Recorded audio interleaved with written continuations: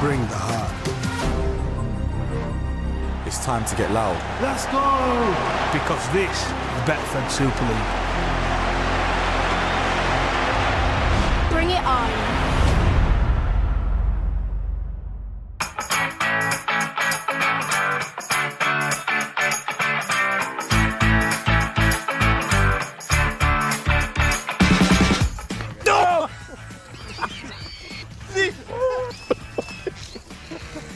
Got me here. It took a big chunk out of me. Bleeding. It's bleeding. Oh no, it's bleeding. The thing just ripped my ear off. What do you think?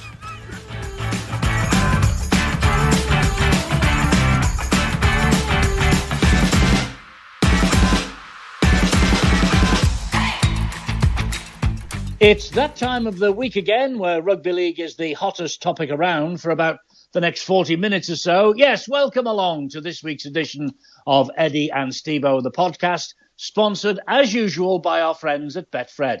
And Stevo, I know you've got a plane to catch because you're heading home to Australia for a month or two. So let's get straight into it, shall we? Financial problems, first of all. They're never far away from the forefront of rugby league. Annual statements reveal that many Super League clubs are struggling for cash, but Hull's predicament looks really, really serious. Adam Pearson, their owner, has told the Hull Daily Mail they are poised to announce a loss in the last financial year of £1.2 million. Wow. They pay a £250,000 in rates to the stadium owners. They suffered a 30% drop in membership, 33% drop in revenue from Super League. He says it's the perfect storm. It could endanger the very existence of the club. This is frightening, isn't it? It always has been a problem, Eddie, getting enough finance through. Do we pay the players too much? Obviously, we can't decide one way or the other that is the case. But as you say, the Sky money was reduced. They've obviously got a problem. They had a 30% drop in membership. And they're not the only club that will be just scraping the barrel. In fact, I can make a statement. They're only like the likes of Leeds, who on the field of play not doing very well. But I think they're the only club that actually post a profit after each season. I may be wrong, but I think I'm near to the truth. Well, they're a massive club. All the Super League clubs are massive clubs. There's no doubt about it. But they can't keep hemorrhaging money like this, can they? They just can't.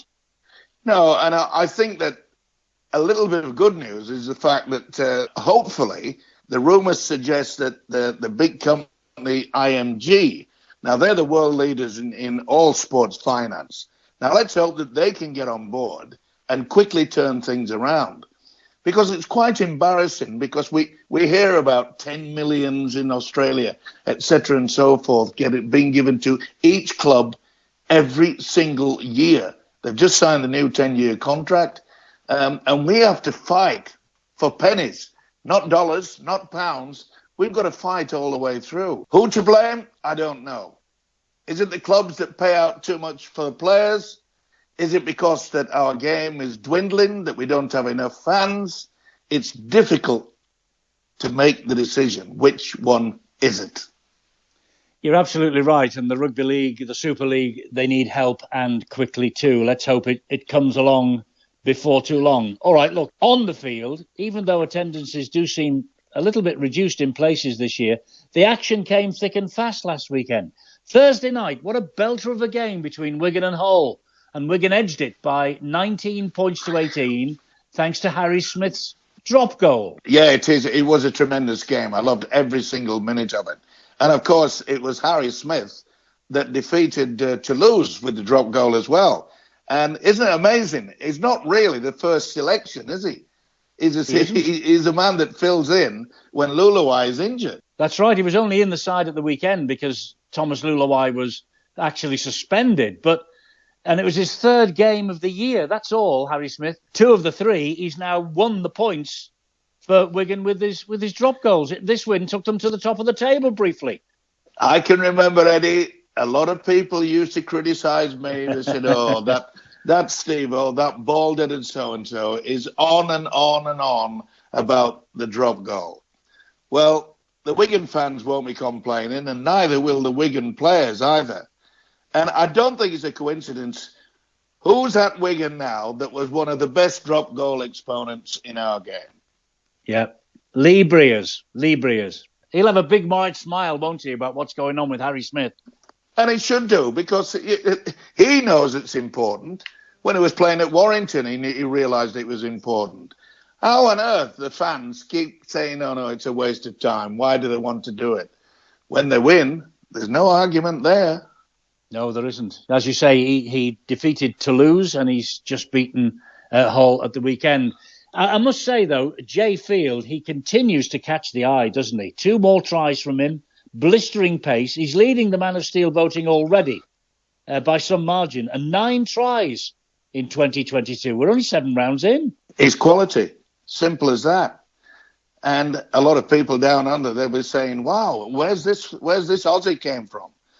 I mean, it really didn't catch the eye down there, but whoever thought about bringing him over has certainly paid their wages. No doubt about that. I mean, he was injured for much of last season, so he's like a new kid on the block. And look, I've got nothing against him.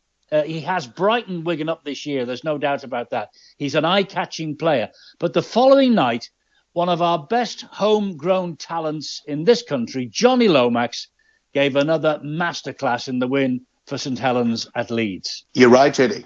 A lot of people don't realise how talented this player is.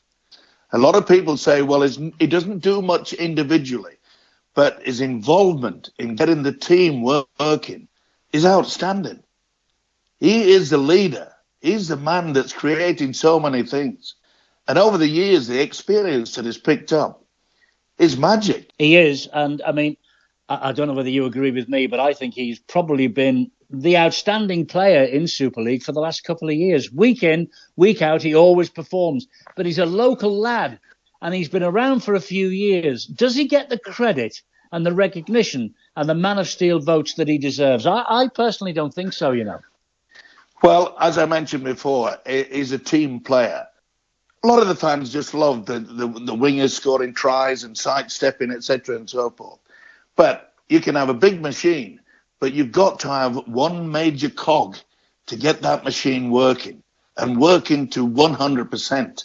And let's face it, St Helens are working as near as damn it to 100%.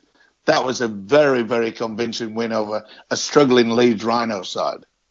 It was. And talking of outstanding homegrown talent, James Roby. I mean, we knighted Kevin Sinfield a couple of years ago. Maybe we should make James Roby a lord, because 500 appearances for St Helens on Friday. What a player. What an ambassador. And didn't he speak brilliantly in the Sky studio afterwards? Such a modest, unassuming lad.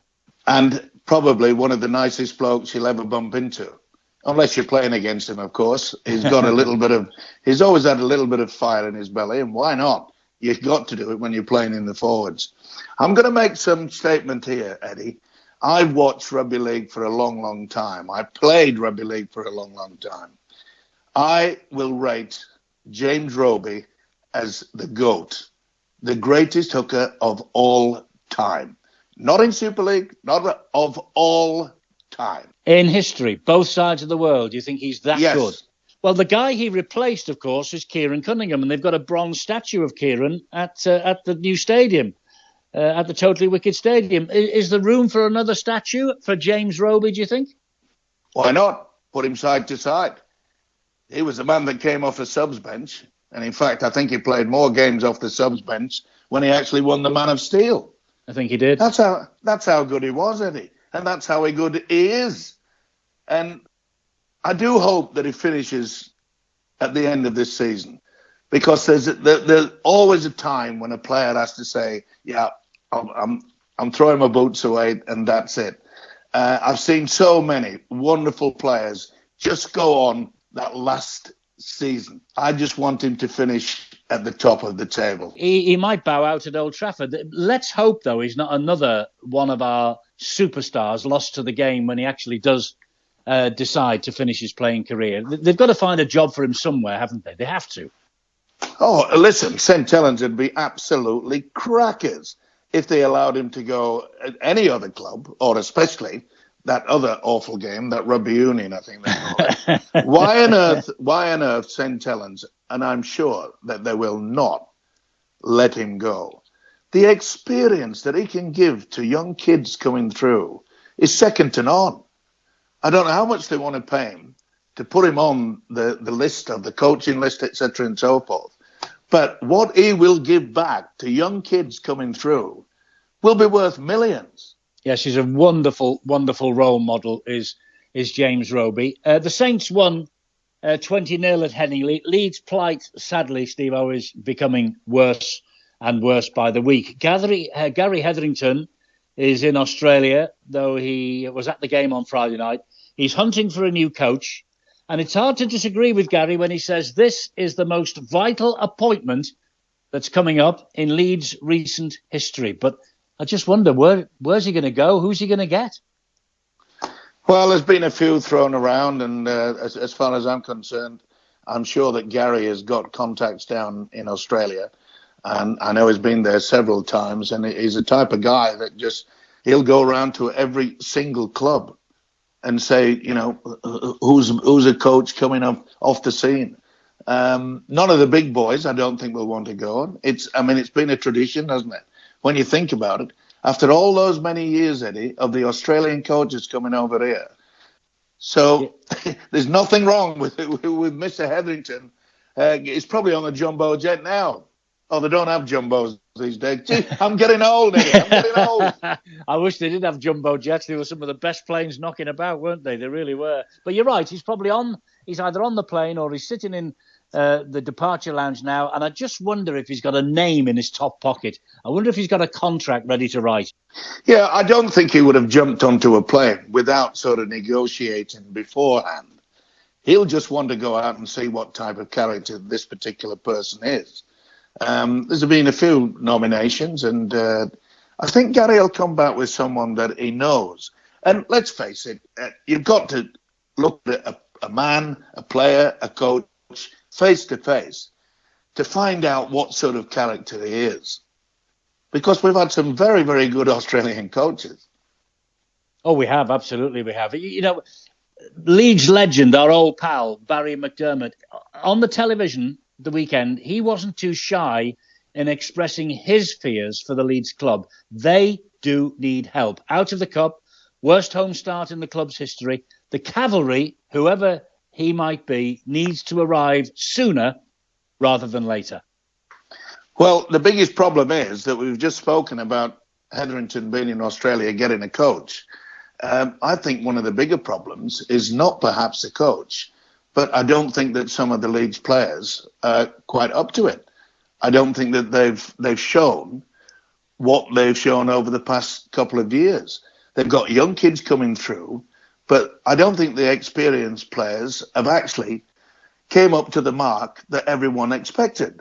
The coach is the easy beat, if you like. He's the one who takes the rap. You get rid of players and you're in even more strife, I suppose.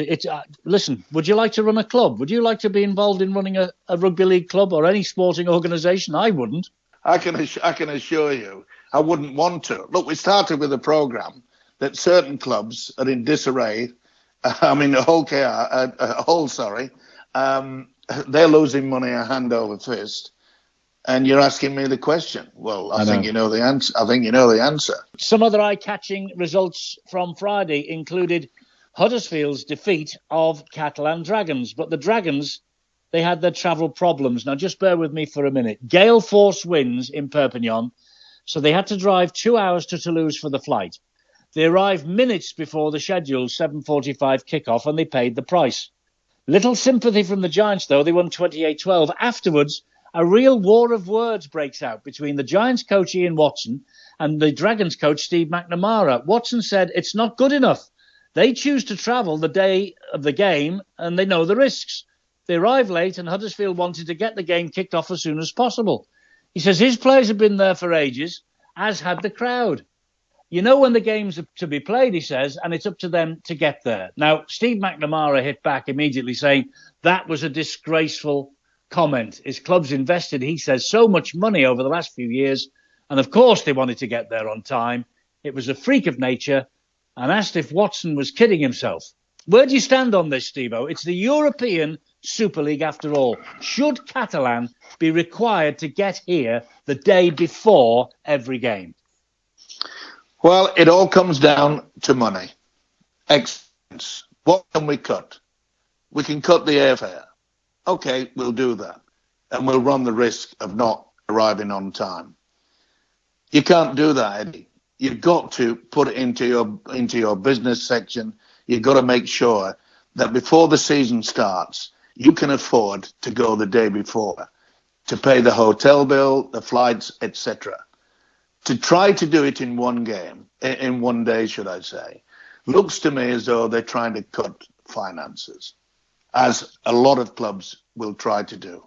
Well, they'd probably be doubling the money, Steve, wouldn't they? If they had to fly the day before, put, 30-odd people up in a hotel, that's a double your money situation, surely. I've got some sympathy for them, I really have.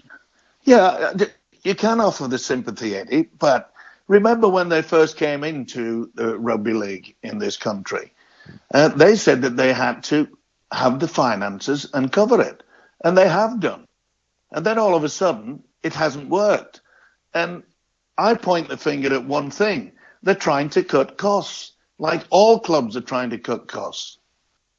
But we can't afford to do that. Surely the regulations down by the RFL and Super League, that it's quite clear that you have to make sure that you get and be able to prepare for the game enough time. And it went backwards on them. And you can't blame Huddersfield. Huddersfield got the crowd there waiting to kick off. They're blah, blah, blah. It's not their fault. Not their fault at all. No, but it's not Catalan's fault if it's a freak of nature. If it's what is it, an act of God? If it's an act of God, you've got no claim. You can't cut corners when you're running an organisation, and you've got to say, well, right, we're expecting thunderstorms, so we may not be able to fly out of Perpignan. So what do? Well, we'll have to go the day before to make sure that we get there. It's very, very simple. They're just trying to cut costs, and they got caught with the trousers down. Simple.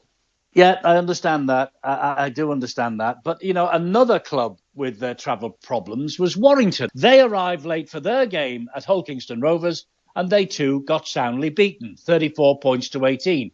Now, look, you and I know only too well about the problems of the motorways on a Friday afternoon. Should the clubs in this country, even though they're only travelling across the motorway, should they be expected to leave earlier and drop into a hotel for the afternoon before they kick off? Yes, simple.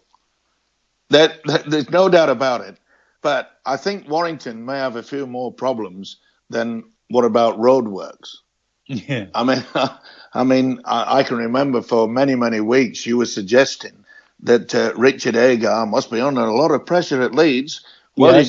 You got rid of him. That's unfair. That's unfair.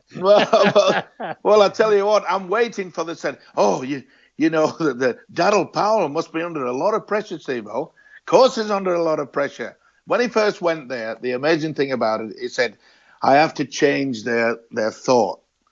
I have to change their attitude to how the game is going to be played and how we're going to be responsible both on and off the field of play. Well, it just isn't working at this point in time. Now, you can't say that Daryl Powell is a poor coach. They haven't had a good start. But if anybody wants to see perhaps the first game they played, it was outstanding. It looked as though they're going to be a side that's going to be reckoned with. And then all of a sudden, it's just fallen apart. Well, absolutely. And this is a club now, apparently, in a bit of a crisis. 3 straight wins at the start, 5 straight defeats now. Daryl has said, as you rightly have just pointed out, he's trying to change the culture. It's his first season in charge. He says he was brought in to do this job. The fans have to be patient then. But the trouble is, fans are not patient. They see the team lose 5 in a row, and they're banging the drum and they're gnashing their teeth and they're screaming from the rooftops.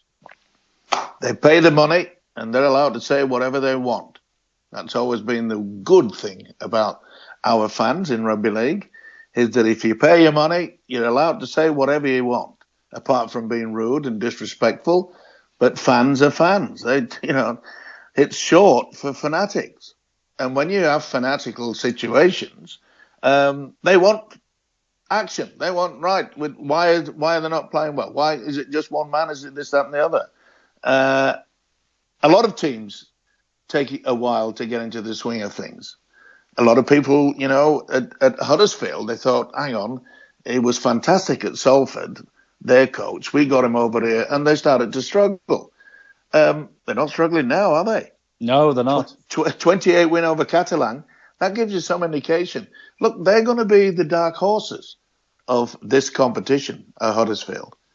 They've got a good squad. They've got a good coach. They have indeed. And, of course, now the attention switches away from Super League, which apparently will give Darryl Powell and whoever's in charge at Leeds the chance to regroup for a week before they come back to the Super League in a fortnight's time. But it is the Challenge Cup quarter-final coming up. All of the matches on TV somewhere this weekend, Stevo. Wakefield in the Cup will be sweating on the fitness of Tom Johnson. Brilliant for 40 minutes against Salford on Sunday. 2 fantastic tries, but then withdrawn with a back injury. They'll need him against Wigan. But that game is on Sunday, so Trinity have got the extra day or two to help with his fitness. Yeah, well, it does help. Another 24 hours can be the difference between getting someone on the field rather than playing off it.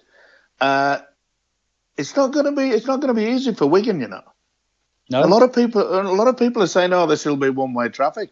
I am not so sure. They're playing some really, really good football. We know that, but so are Wakefield.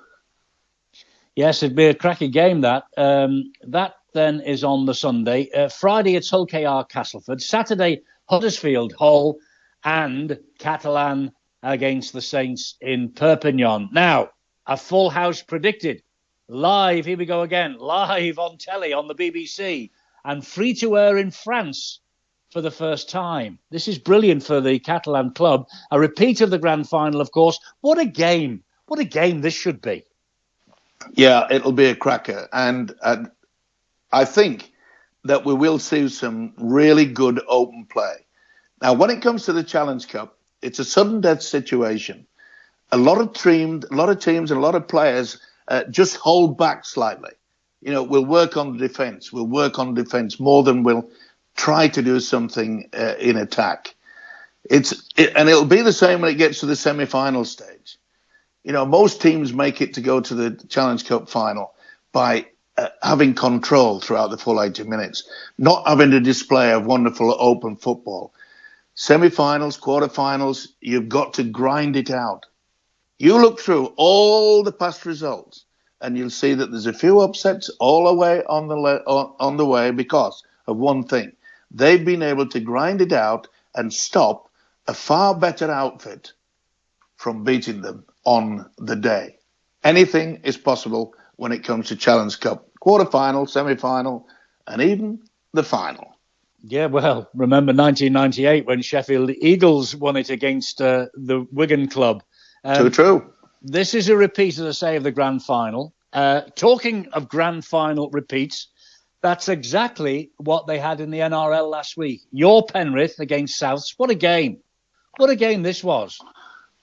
Yeah, well, I'm biased. They are my course. club. It was a great win when they picked up the Premiership last year. And it's going to be a very good team to stop them this season too. But I'm going to pick out one team that could really just upset the apple cart, and that's the Parramatta Eels. They just completely outplayed St. George Illawarra. 48-14. They just swamped them. St. George Illawarra, they're not a bad side. But Parramatta, they look as though they're hitting their straps. And, of course, they're near neighbours, Penrith and Parramatta, out in the western suburbs. Now, wouldn't that be a great grand final?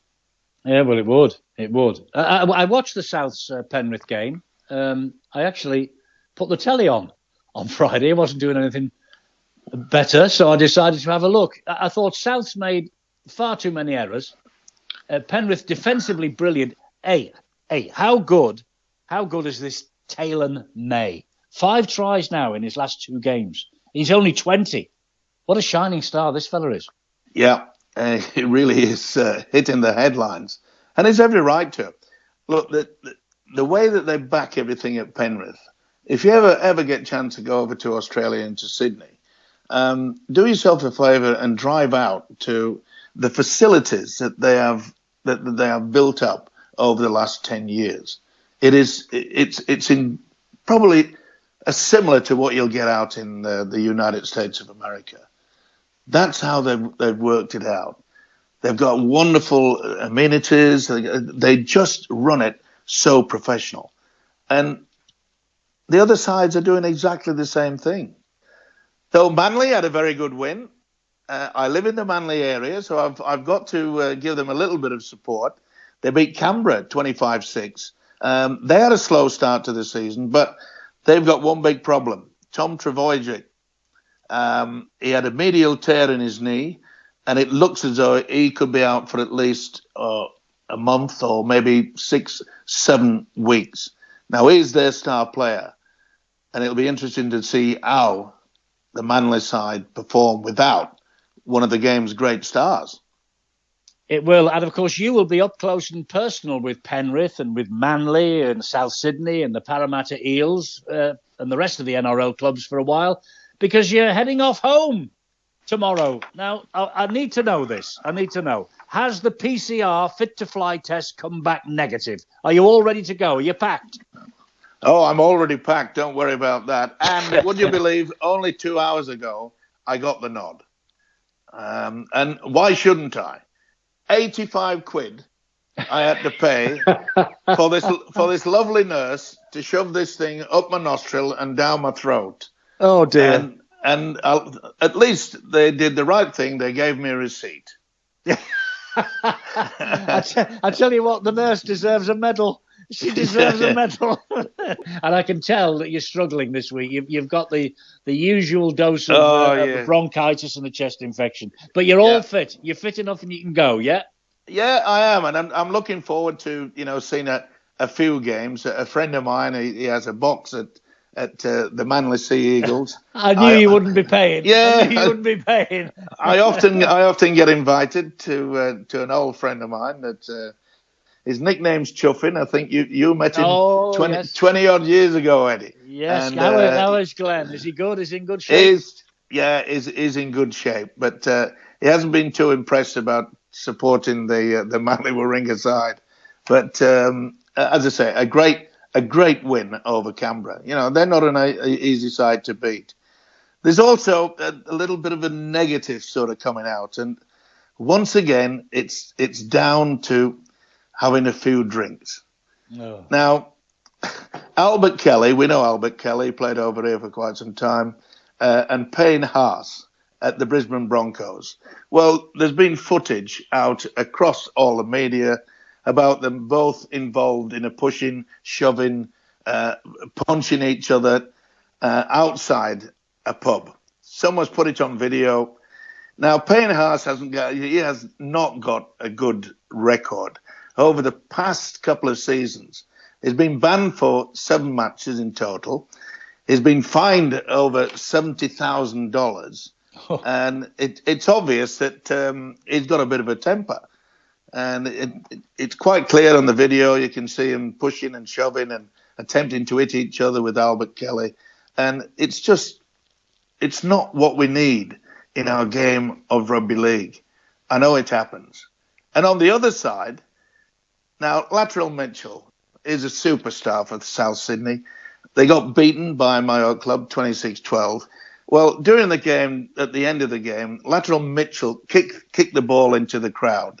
Unfortunately, it hit an old lady, and I'll give him a full due. When the referee blew the whistle, he went over, apologised, took off his boots, and it was the biggest smile on this lovely lady's face. He gets a lot of stick.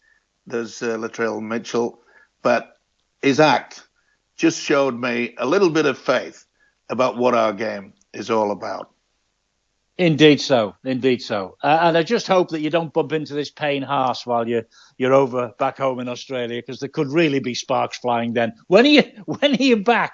When do you get back? You were desperate to get over here last year for the World Cup that was off. It's now on in October. I take it you will be back for that, will you? I will be back for the grand final. I arrive 4 days before the kickoff of the grand final, and then I will prepare myself with a trip with my friends from Sky Television. We do it every year. We have a little trip over to Lanzarote just to clear the air, Eddie, and then I will be in fine form to see the World Cup. I'm looking forward to it. I think this will be a great, great World Cup, especially with all three of the finals are going to be there. Yeah, it'll be a great occasion. It really will. I mean, listen, for you, life is just one long holiday these days. That's all it is. And while you are travelling and getting over the jet lag and drinking the white wine and catching up with all your mates, I'll be catching up with a couple of special guests over the next couple of weeks. So hopefully they will make interesting listening for our growing legion of subscribers. Take care, Stevo. Get better soon. Get on the plane. Sleep all the way home. And we'll speak again in a week or two. All the best, bud. Take care, top man.